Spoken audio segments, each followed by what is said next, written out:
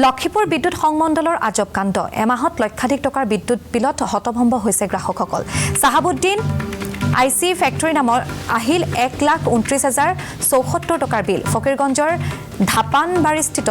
Aichi factory বিগত দিনত প্ৰতিমাহে বিদ্যুতৰ বিলৰ পৰিমাণ আছিল মাত্ৰ 2800 টকাৰ পৰা 3000 টকাৰ ভিতৰত এই অস্বাভাৱিক বিদ্যুৎ বিল পাই হতভম্ব হৈ পৰিছে আইচি ফেক্টৰীৰ স্বত্বাধিকাৰী চাহাবুদ্দিন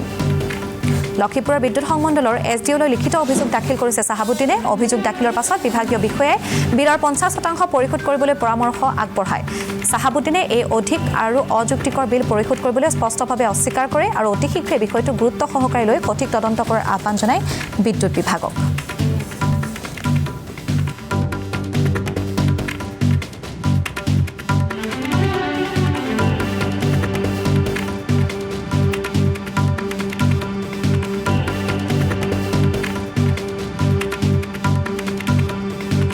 ৰিলেটিভ শাহাবুদ্দিন এখেতৰ এটা স্মল স্ট্যান্ড মানে বৰফ ফ্যাক্টৰি আছে এই বৰফ ফ্যাক্টৰিৰ মানে নভেম্বৰেৰ পৰা মানে আগস্টৰ পৰা মানে নভেম্বৰলৈকে প্ৰতি মাহৰ বিল ক্লিয়াৰ হৈ আহিছে যিমান বিল আছে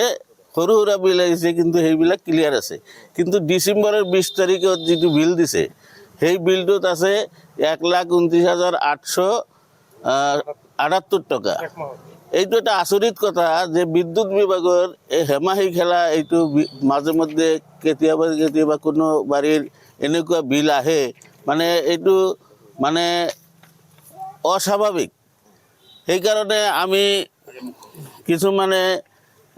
পৰামৰ্শ দিলোঁ যে এইটো ছাৰৰ তাত গৈ এটা এপ্লিকেশ্যন দিয়া সেইকাৰণে এটা এপ্লিকেশ্যনো দিছে এখেতে এপ্লিকেশ্যন দিয়াৰ পিছত তেখেতে কৈছে যে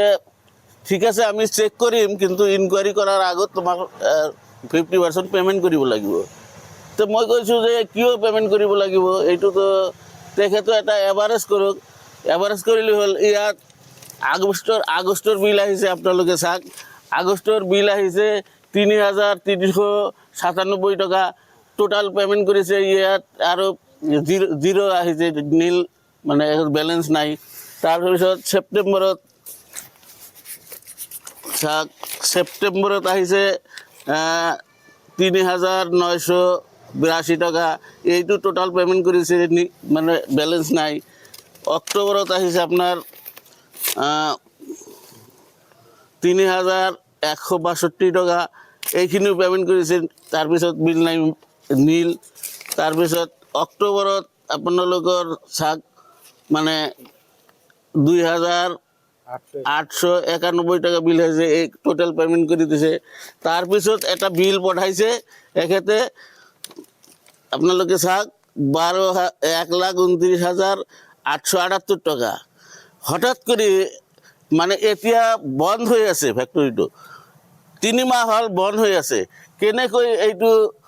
ইমান বিল আহিলে তেখেতে এইটো ইনকুৱাৰী নকৰি আৰু 50% পেমেণ্ট কৰিব লাগিব এতিয়া আমি বিচাৰিছোঁ যে আপোনালোকৰ জৰিয়তে জনাইছোঁ যে আপোনালোকৰ মিডিয়াৰ জৰিয়তে জনাই আছোঁ যে